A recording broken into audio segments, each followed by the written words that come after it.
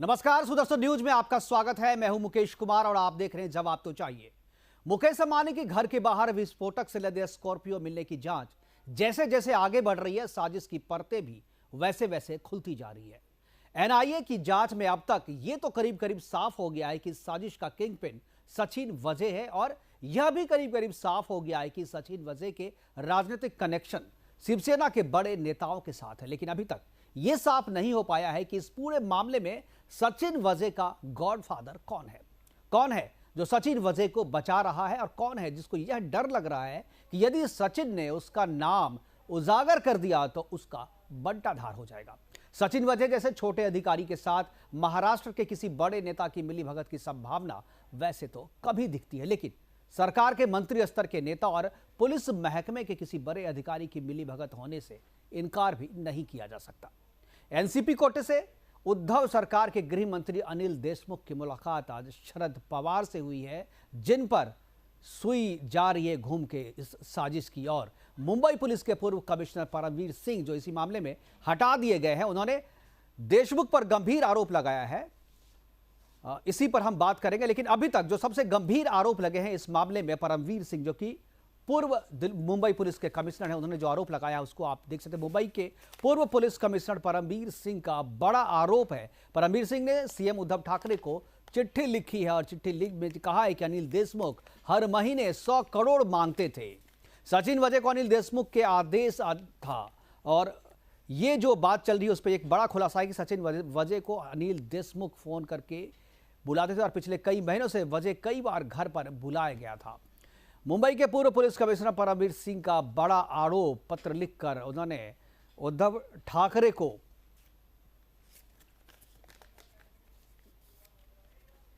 इस पूरे मामले में क्या है, गॉडफादर कौन है और शक की सुई किस पर जा रही, इस पर हमने एक रिपोर्ट तैयार की है। पहले उस रिपोर्ट को देखते हैं, उसके बाद अपने मेहमानों के साथ इस पर चर्चा करेंगे कि आखिर गॉडफादर कौन है और कौन है जो वजह को बचा रहा है। किसको डर है कि वजह ने अगर राज उगल दिए तो उनका राजनीतिक करियर जो है वो बर्बाद हो जाएगा।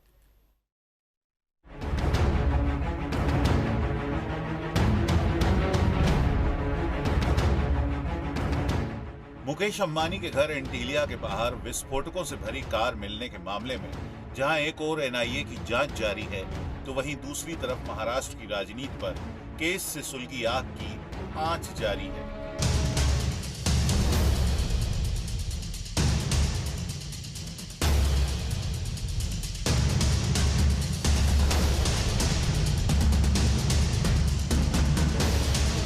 पहली बात एनआईए की जांच की। एंटीलिया केस की जांच कर रही एनआईए ने शुक्रवार देर रात घटना वाली जगह पर क्राइम सीन को रिक्रिएट किया। इस दौरान एनआईए की टीम निलंबित पुलिस अधिकारी सचिन वाजे को भी साथ ले गई थी, जहां पर सीसीटीवी फुटेज के आधार पर क्राइम सीन रिक्रिएट किया गया।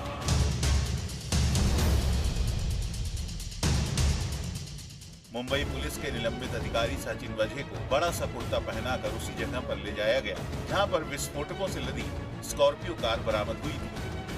इस दौरान मुकेश अंबानी के घर के बाहर भारी संख्या में पुलिस बल की मौजूदगी थी। सचिन वाजे को उसी तरह का ओवरसाइज कुर्ता पहनाकर पैदल चलाया गया जैसा कि वो सीसीटीवी फुटेज में दिखे थे। दूसरी तरफ अंबानी विस्फोटक मामले को लेकर महाराष्ट्र में घमासान जारी है।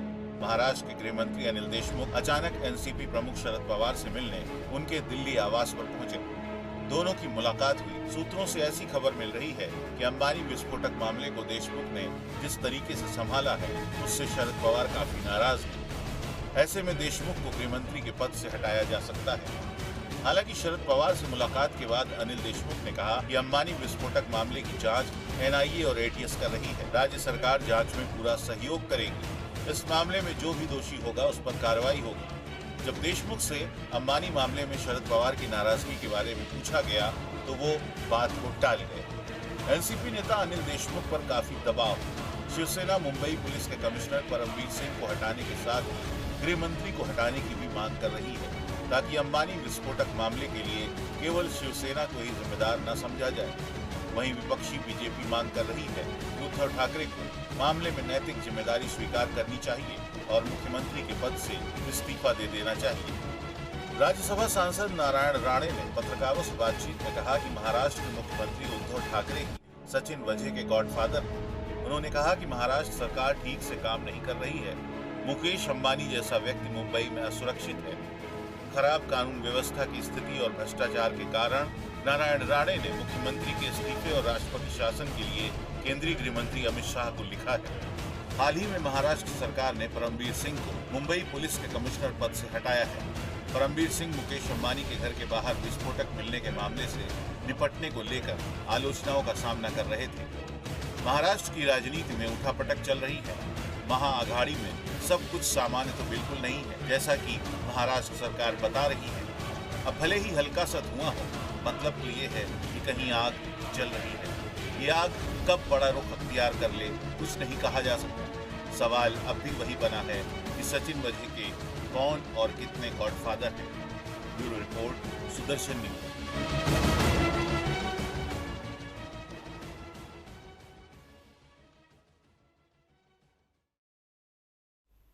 जी हाँ, आग तो लगी हुई है और धुआं बिना आग के नहीं निकलती है। ये धुआं कहाँ तक जाएगी और इस अपने लपेटे में किन किन को लगी, उस पर हम बात करेंगे कि आखिर सचिन वझे का गॉडफादर कौन है जो उन्हें बचाने की कोशिश कर रहा है और किन को डर लग रहा है। इस खुलासे से हमारे साथ कुछ मेहमान जुड़े हैं। एनसीपी से हमारे साथ हैं बृजमोहन श्रीवास्तव जी, इसके अलावा शिवराय कुलकर्णी प्रवक्ता बीजेपी, वो हमारे साथ रहेंगे, और इसके अलावा वेदभूषण शर्मा जी हैं, पूर्व पुलिस अधिकारी हैं, एसीपी हैं, उनसे हम बात करेंगे। हमारे सारे सभी मेहमानों का स्वागत है। क्या मेरी आवाज मिल रही है सभी मेहमानों को? जी बृजमोहन जी, क्या आवाज मिल रही है? बृजमोहन श्रीवास्तव जी, क्या आवाज मिल रही है? हाँ मुकेश जी, आपकी आवाज मेरे को आ रही है। बिल्कुल। शुरुआत में बृजमोहन जी मैं आप ही से करूंगा। बृजमोहन जी एनसीपी के राष्ट्रीय प्रवक्ता हैं और बड़े अधिकारी हैं, शरद पवार से इनकी करीबी है और जो भी चीज़ें, जो भी घटनाएं हो रही है उनकी इनके पास जानकारी होती है। अब कितनी जानकारी वो देंगे हमारे सामने ये डिपेंड करता है। लेकिन सबसे पहले सवाल बृजमोहन जी मैं आपसे करूंगा कि ये जो पूरा मामला चल रहा है और जिस तरीके से अनिल देशमुख की मुलाकात हुई है आपके आला कमान जो सुप्रीमो है शरद पवार जी से, मुलाकात के बाद जो बॉडी लैंग्वेज या जो उनके चेहरे का हाव भाव था अनिल देशमुख का, वो देख करके ऐसा लग रहा था कि शायद वो बहुत दबाव में है। बाहर आके हालांकि उन्होंने कुछ इस तरीके की बातें नहीं की। उन्होंने कहा कि वो सरकार जो है वो एटीएस को और एनआईए को पूरी तरीके से मदद कर रही है, लेकिन मामला कुछ और है। कौन है गॉडफादर, जानना चाहूंगा, बताइए आपके हिसाब से ये पूरे मामले में गॉडफादर कौन है? मुकेश जी,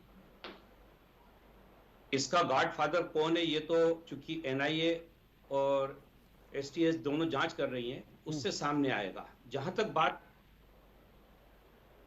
अनिल देशमुख जी की है तो वो एक सक्षम और बहुत ही प्रभावशाली गृह मंत्री हैं और उन्होंने अपने स्तर पर जो कार्रवाई करनी चाहिए थी उसको करने में उन्होंने कोई देरी नहीं की है। और ये भी मैं आपको बता दूं कि अभी तक एनआईए को जांच में लगातार पूरा सहयोग मिला है सरकार का। एनआईए की किसी भी स्तर पर अभी तक इस प्रकार की बात सामने नहीं आई है कि उनको ऐसा लगे कि महाराष्ट्र सरकार कहीं उनको असहयोग कर रही है।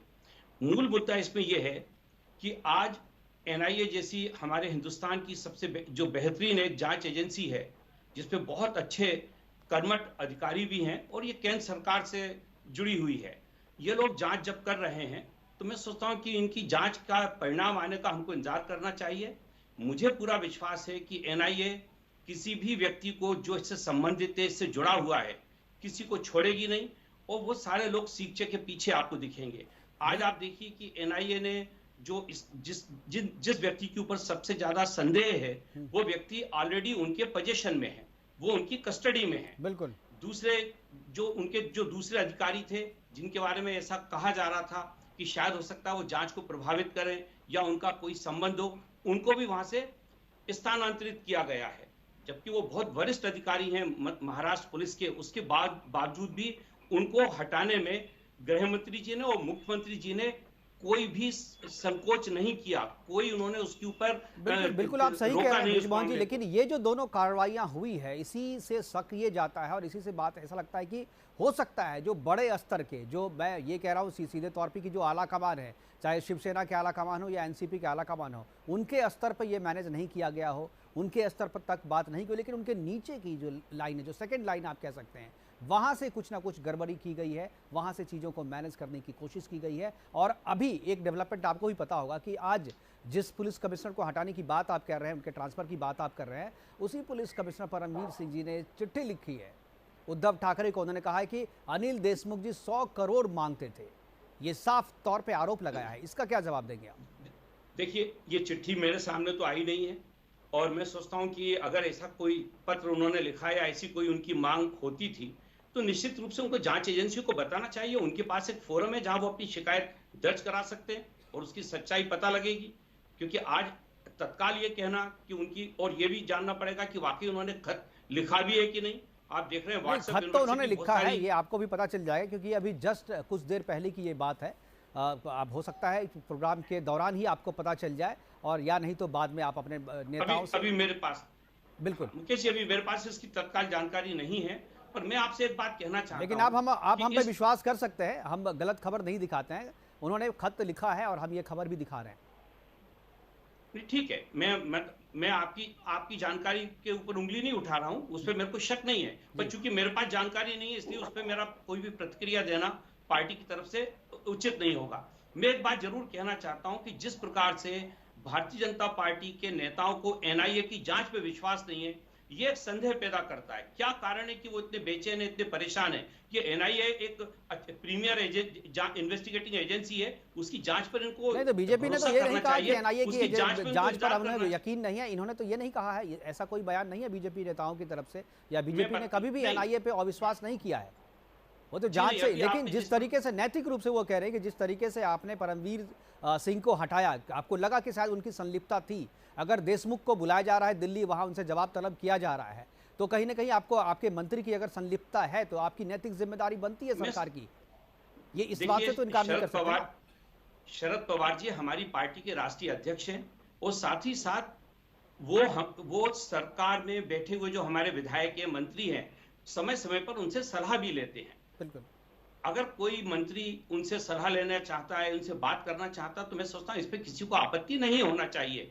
देवेंद्र फडणवीस साहब भी तो यहाँ से मुंबई से निकल के दिल्ली पहुंचे आदरणीय प्रधानमंत्री जी और आदरणीय गृह मंत्री जी से मिलने के लिए। उनको फिर क्या जरूरत थी?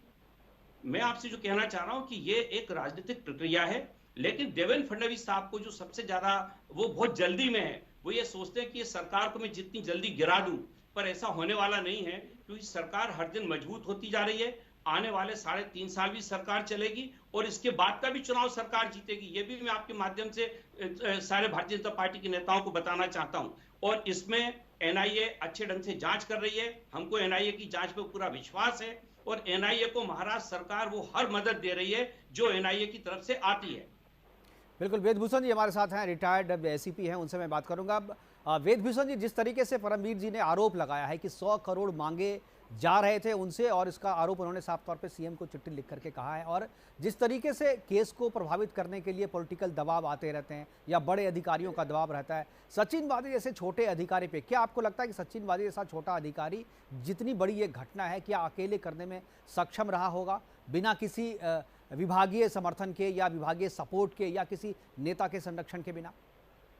मुकेश जी, सचिन वाजे और परमवीर सिंह हो सकता है इसके एक मोहरा हो केवल, इसके पीछे कौन मास्टरमाइंड है।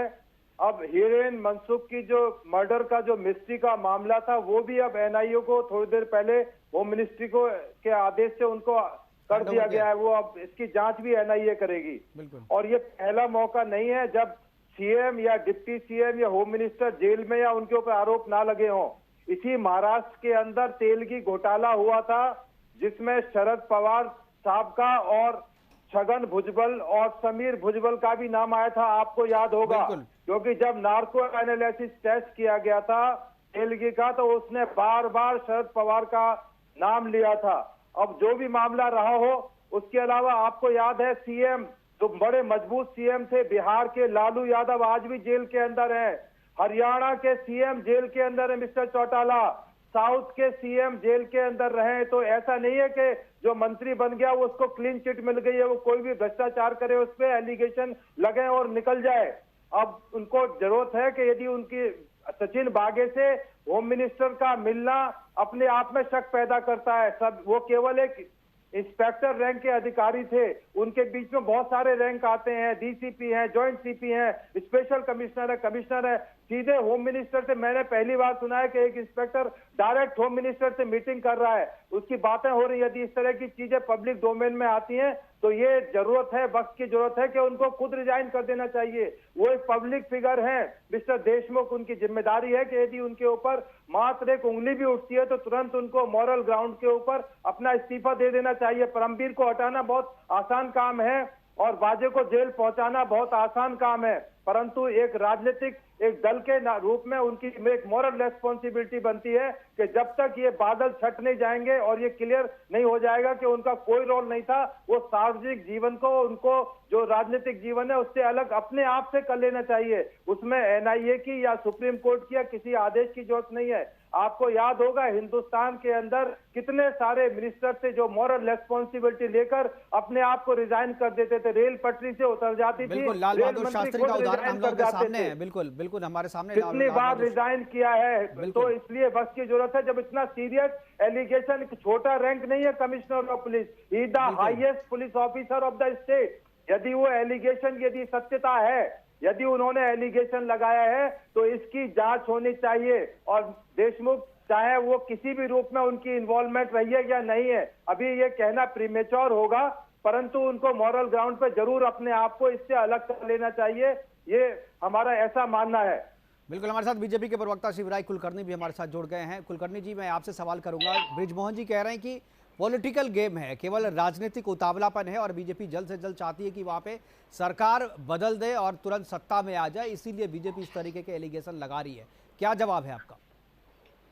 ऐसा है कि महाराष्ट्र के इतिहास में इतनी बेशर्म सरकार कभी किसी ने देखी नहीं है और इसके बाद में भी नहीं होगी, इतनी ये बेशर्म सरकार है। हम सरकार गिराने का कोई विषय नहीं है, हम विरोधी पक्ष में काम कर रहे हैं और हमारी जो भूमिका है हम बड़ी प्रामाणिकता के साथ उसका निर्वहन हम लोग कर रहे हैं। देखो, वादे प्रकरण जो है, ये वादे प्रकरण कोई बीजेपी ने खड़ा किया हुआ प्रकरण नहीं है। महाराष्ट्र के नेता प्रतिपक्ष देवेंद्र जी फडणवीस ने विधिमंडल में, सभागृह में ये विषय रखा, पटल पर विषय रखा और विषय रखने के बाद अभी हमारे राष्ट्रवादी कांग्रेस के मित्र यहाँ पर बात कर रहे थे कि ऐसा है वैसा है। देखिए भाई साहब, जब देवेंद्र जी ने पुरावों के साथ, प्रमाणों के साथ बात की तो यही उद्धव ठाकरे जी मुख्यमंत्री जो है महाराष्ट्र के, वो कह रहे थे कि वाजे के ओसामा बिन लादेन है, आप तो उसे लादेन समझ के बात कर रहे हो। यही गृह मंत्री अनिल देशमुख ये विधानसभा में बोल रहे थे कि क्या अर्नब गोस्वामी को वाजे ने अरेस्ट किया था, इसलिए आप लोगों का गुस्सा वाजे के ऊपर है क्या, क्योंकि अर्नब तो तुम्हारा है। बिल्कुल बिल्कुल, इस पे हम बात करेंगे।